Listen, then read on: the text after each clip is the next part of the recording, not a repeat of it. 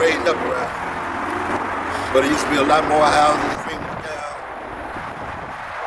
The park was different. Everything down there has changed. Ain't the same no more. The Civil War ended, slavery was abolished. Millions of newly freed black people yearned for a place of their own. Freedmen towns were born. Scattered across the South, these towns were beacons of hope. They were built by hand, brick by brick, dream by dream. Places like Black Wall Street in Tulsa, Oklahoma, and Rosewood, Florida, flourished. Churches, schools, businesses, all testaments to black resilience. These towns were more than just places to live, they were symbols of self-determination. They were a rejection of the oppressive system that had held them captive for so long. In these towns, black people could breathe free. They could build their own economies, educate their children, and worship without fear. But freedom was not easily won, and it certainly wasn't free. The struggle for equality was far from over. The legacy of slavery cast a long shadow. Yet, in the face of adversity, Freedman towns stood tall, a testament to the indomitable spirit of those who dared to dream of a better tomorrow. There's a lot more Hispanics, a few white, but it's totally different.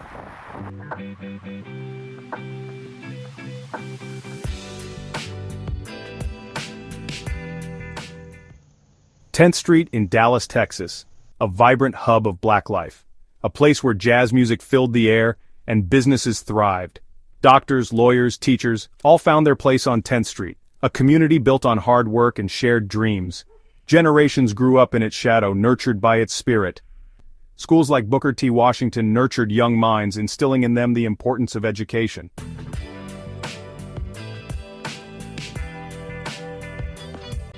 Tenth Street was a microcosm of black excellence, a testament to the power of community. But even in this haven, the sting of segregation was felt. Jim Crow laws cast a long shadow, limiting opportunities and restricting freedoms. Yet, the people of 10th Street persevered. They organized, they advocated, they demanded better. Their voices, a chorus of resistance against the injustices of the time.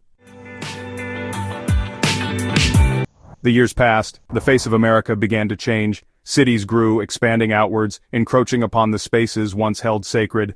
The term gentrification emerged, a sanitized word for displacement. Freedmen towns, once vibrant and alive, found themselves in the crosshairs of progress. Homes and businesses demolished, replaced with luxury apartments and trendy cafes. The very fabric of these communities, the people, their stories, their history, slowly being erased. The fight to preserve these spaces became a fight for survival, a fight to hold on to the memories, the legacies, the very essence of what it meant to be black in America.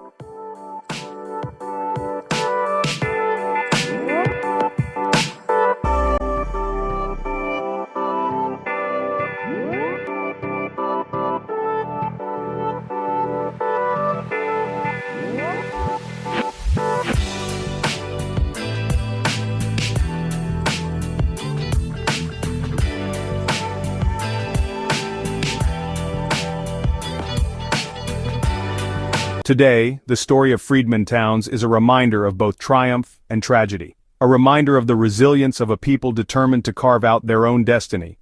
A reminder of the fragility of progress and the constant threat of erasure. But it is also a call to action. It needs to be revitalized. We must remember these towns, not just their names, but their stories, their struggles, their triumphs. We must teach our children about these places, ensuring that their legacy lives on. Support the efforts to preserve what remains of these historic communities. Visit museums, read books, listen to the stories of elders. The fight for equality continues. The fight against gentrification rages on. But amidst the struggle, there is hope. Hope in the knowledge that the spirit of those who built these towns still burns bright. Hope in the next generation, who will carry the torch forward, ensuring that the sacrifices made will never be forgotten.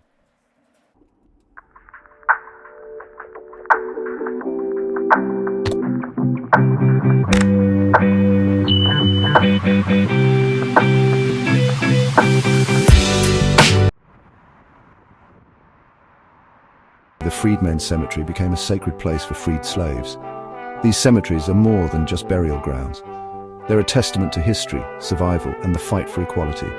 Dive into the past and uncover the untold stories of Oak Cliff and Freedmen cemeteries. Remember, history is closer than you think.